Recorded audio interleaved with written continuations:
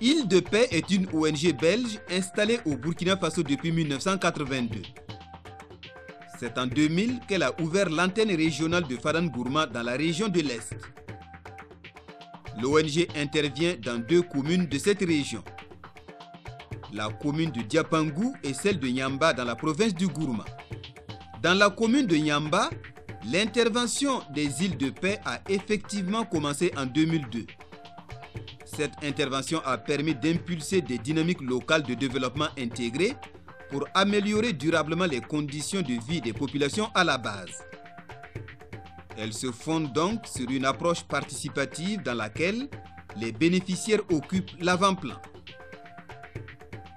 Pour réussir sa mission, l'ONG Île de Paix a travaillé à la réalisation de 3 objectifs spécifiques qui contiennent chacun plusieurs volets d'action.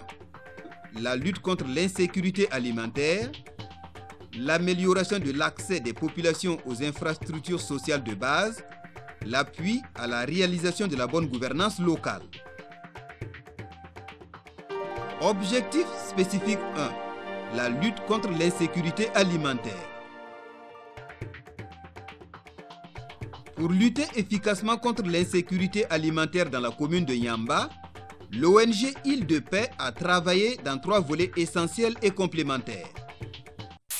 Aménagement simplifié de bas-fonds. L'ONG a adopté pour une technique simple d'aménagement des bas-fonds. Il s'agit de construire des diguettes en terre battue, protégées par des moellons d'une hauteur de 30 à 50 cm. Ces diguettes sont construites suivant les courbes de niveau préalablement déterminées à l'aide du niveau à eau. La distance moyenne entre les diguettes est de 35 mètres. Cela permet de retenir une lame d'eau de 20 à 25 cm de hauteur. Les diguettes sont munies de pertuis de vidange si nécessaire. Ce type d'aménagement a l'avantage d'être techniquement simple et adapté au profit des populations, vu son faible coût, 300 000 francs CFA l'hectare. Pour réaliser ces aménagements, plusieurs étapes sont nécessaires. Il y a d'abord les études techniques et socio-économiques sommaires des bas-fonds qui font l'objet de demandes d'aménagement. Ces études permettent de choisir les sites qui se prêtent au type d'aménagement présenté. Ensuite vient l'étape de la négociation foncière, faite par les demandeurs eux-mêmes déjà organisés en comité de pilotage de l'aménagement. L'équipe procède à la vérification des accords verbaux passés entre les promoteurs et les propriétaires fonciers. Ce comité appuie l'établissement d'un procès verbal de cession de l'espace destiné à l'aménagement. Le comité de pilotage organise les travaux physiques réservés au groupe. Extraction et assemblage de moellons sur les carrières, chargement des moellons dans le camion benne, construction et compactage des diguettes en terre, leur protection à l'aide de moellons. En plus de cette importante contribution physique, les bénéficiaires versent en espèces 10% du montant de chaque hectare à aménager, soit 30 000 francs CFA. L'ONG Île de Paix contribue en assurant la location du camion benne pour le transfert des moellons et du tracteur pour réaliser un labour à sec du site. Cet appui, sous forme de subvention, correspond à 90% du coût de l'hectare à aménager, soit 270 000 francs CFA. Après la construction et la protection des diguettes, l'appui technique des îles de paix s'oriente sur le parcellement du site et l'attribution des parcelles selon des options prises localement par les bénéficiaires. Pour ce qui concerne l'attribution des parcelles, effectivement, il n'y a pas d'imposition. Sur le plan technique, nous apportons l'appui qu'il faut pour pouvoir faire un parcellement équitable.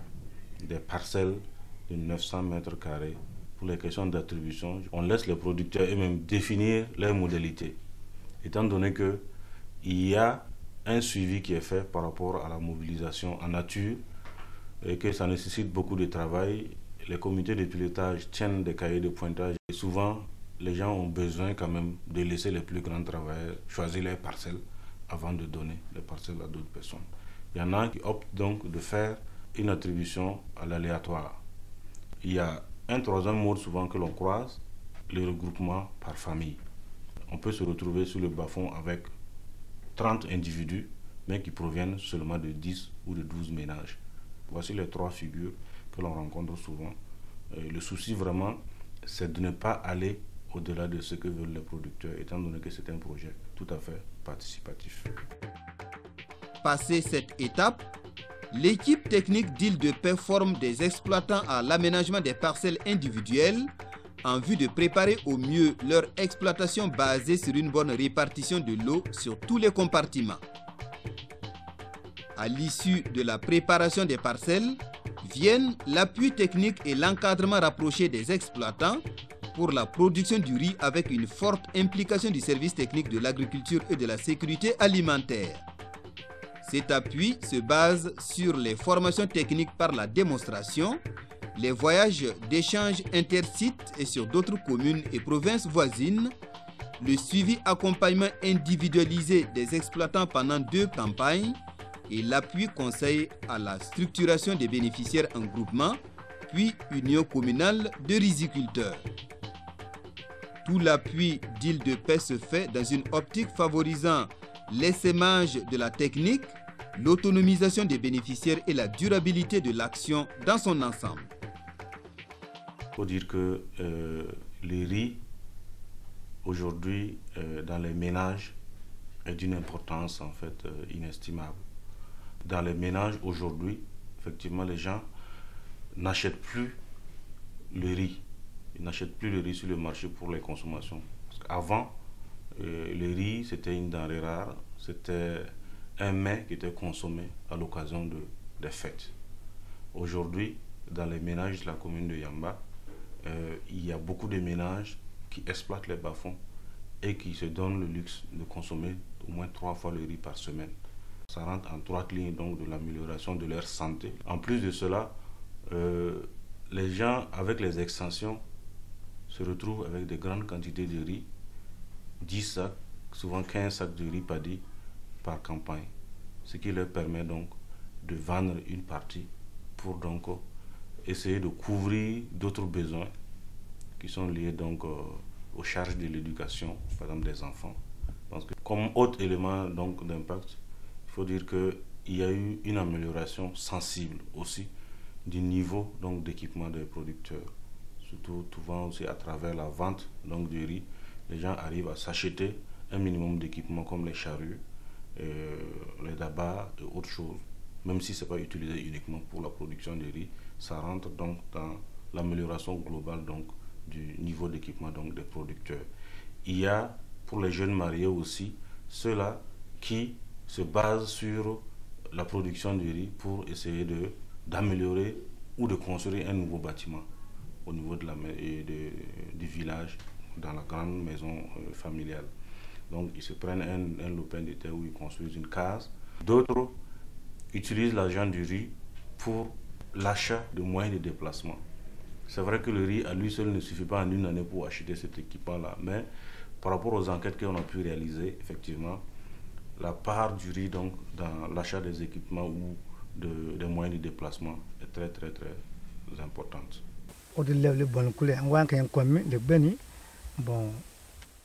Avec notre production de riz, nous sommes satisfaits des récoltes.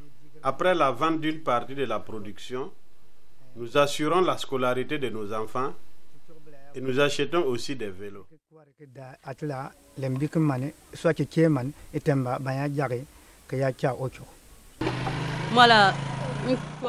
Je suis venu vendre mon riz pour avoir de l'argent et acheter des fournitures scolaires pour les examens de fin d'année de mes enfants. De nos jours, grâce à la culture du riz, on ne parle plus de famine dans notre village.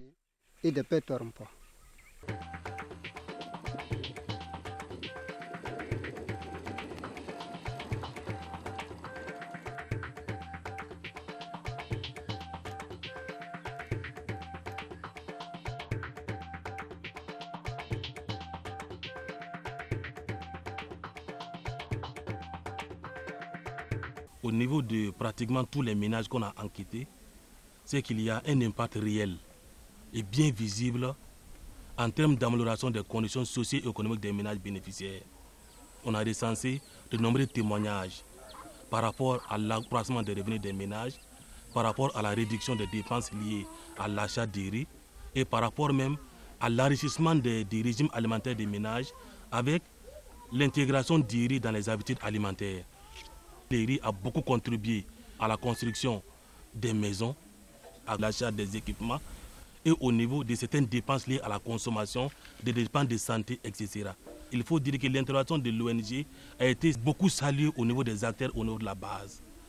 On a recensé pratiquement des demandes d'extension des bas-fonds aménagés dans pratiquement tous les villages visités.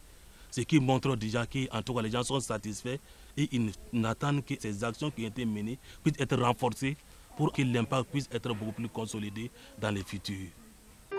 Appui au développement intégré de l'élevage.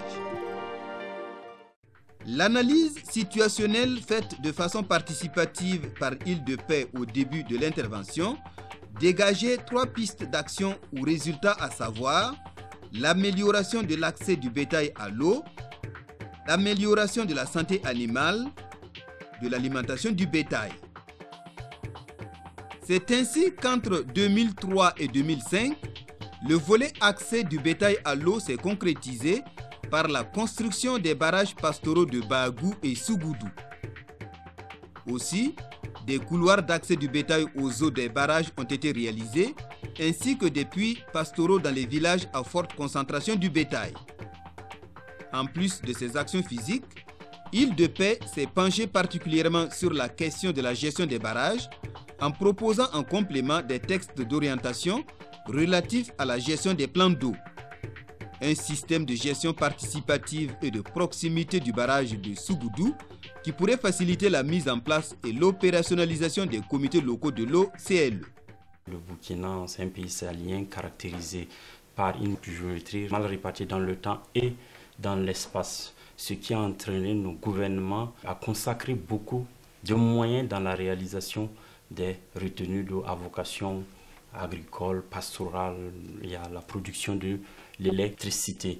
Mais fort aujourd'hui est de constater que ces retenues d'eau rencontrent divers problèmes, notamment l'envasement, la pollution, les conflits entre agriculteurs et éleveurs, entre agriculteurs et éleveurs d'une part et les services de production d'eau potable d'autre part. Dans ce cadre, l'État, dans les années 90 et 2000, a voté des lois et a pris des arrêtés pour renforcer la gestion autour de ces retenues d'eau et puis impliquer les usagers dans cette gestion. Ce qu'on constate aujourd'hui, ces retenues d'eau appartiennent à tous et à personne, ce qui engendre des problèmes de gestion. Ces lois et ces arrêtés au niveau national se sont traduits concrètement sur le terrain par la mise en place des structures de gestion de proximité au niveau sous-bassin. Donc, Île de Paix, en s'inspirant des gestions difficiles autour des retenues d'eau constatées ça et là au Burkina, a décidé dans la mise en œuvre de ces projets de réalisation des retenues d'eau d'accorder une place importante à l'implication des différents usagers dans cette gestion. Ce qui fait que à la réalisation de l'ouvrage, Île de Paix demande une forte contribution des populations pour que ces populations sentent que c'est leur ouvrage. Donc il y a une contribution financière demandée, il y a leur contribution au niveau physique à travers le ramassage des agrégats pour contribuer à la réalisation de cet ouvrage. Nous avons commencé les démarches pour l'installation de notre barrage avec le PNGT qui nous a ensuite dirigés vers Île de Paix. Nous sommes allés exposer le problème à Île de Paix, qui a alors fait venir ses techniciens dans notre village et prospecter le terrain. Ils ont trouvé un endroit convenable pour installer le barrage. Mais avant de commencer les travaux d'aménagement, ils nous ont demandé une contribution en nature. Cette contribution était le ramassage des moellons qui serviront à la construction de la digue du barrage. C'est ainsi que nous avons rassemblé la population et avons ramassé les moellons à hauteur de 200 voyages de camions bennes. Voilà comment nous avons réussi à avoir notre barrage. Ce travail se poursuit au-delà de leur contribution de ces ouvrages. On essaye maintenant de dire, bon, si l'ouvrage est réalisé, c'est la partie la plus facile. Maintenant, c'est la gestion autour de ces barrages quand même qui est compliquée, parce qu'il faut se lancer le défi pour que ces barrages ne tarissent pas, aient toujours de l'eau pour pouvoir répondre aux besoins de production des populations. Il a fait un grand plaidoyer auprès des autorités provinciales, coutumières, au niveau des usagers, pour qu'ensemble on puisse s'impliquer dans la gestion de ces ouvrages. On a essayé de mettre un comité pour pouvoir gérer ces ouvrages. Donc on a un schéma classique qu'on s'est inspiré aussi sur d'autres gestions des ouvrages au Burkina. En termes de résultats, on a pu mettre en place des comités de retenue d'eau au niveau de